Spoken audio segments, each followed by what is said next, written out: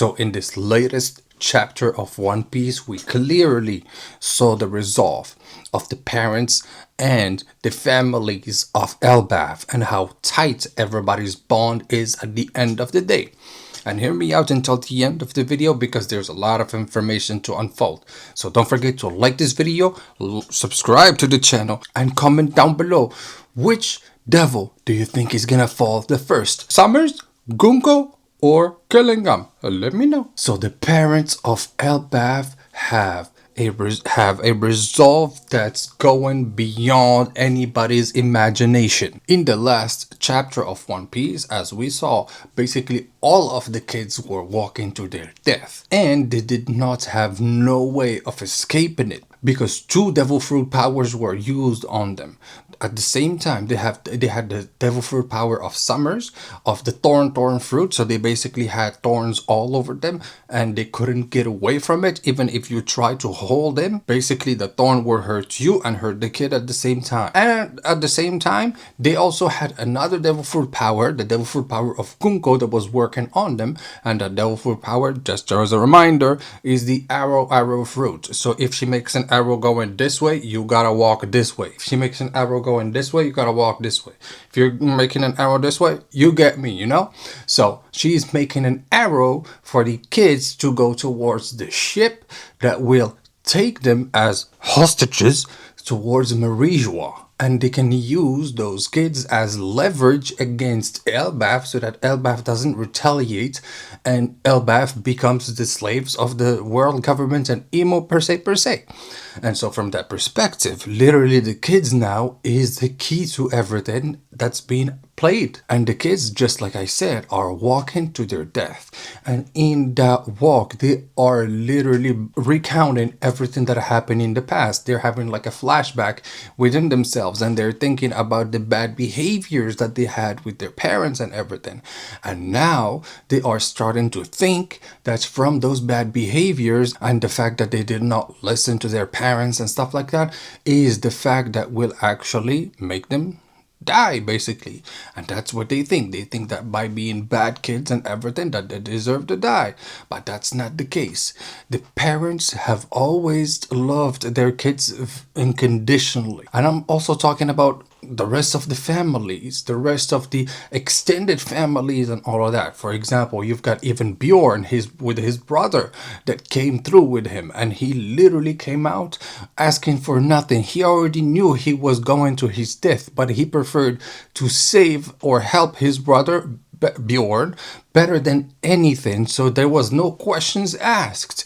Or other kids, for example, Colin, his mom, with the unconditional love that she's got for Colin, did not show no hesitation. She showed up in front of the line, in front of Colin, because Colin was in the front of the line, and she was like, I cannot stop you, but I'm here to save you. So and she basically holds him in her arms, and the spines starts to go through Colin's mother, and as it's going through her, basically they fall to their death from the cliff. And that's where you see the unconditional love. I know I keep on talking about it, but it's very important, guys, very important, because that's where you understand the true meaning of being a parent, where you even sacrifice yourself for your own child, because that's what they deserve. They deserve to live, you know?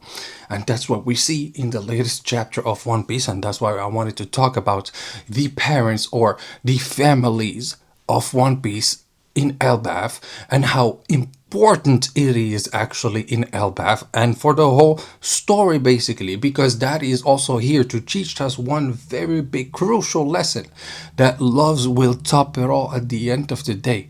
And unconditional love for a parent to their kids will always show up and always triumph everything that we can encounter in life. And the fact that Colin is literally seeing his mother in front of him and he knows that she's about to die too, she couldn't care less. She was there to basically save her son, and she was gonna do it. However she was gonna do it, but she was gonna do it. And she said something very specific. She told Colin, her son, I won't let you die alone.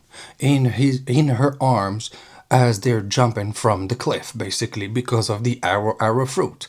And all the rest of the kids have the same faith, where they all jumped from the cliff, but they were all protected by their parents because all of their parents showed up and they took them.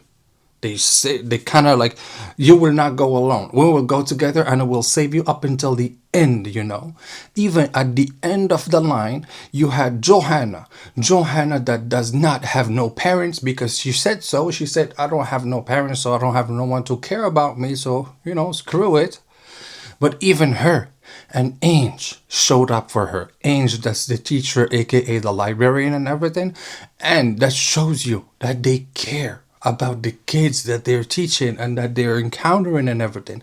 And that level of careness, that level of love that you've got for the future of Elbaf is immense. And that's why we love One Piece again one more time.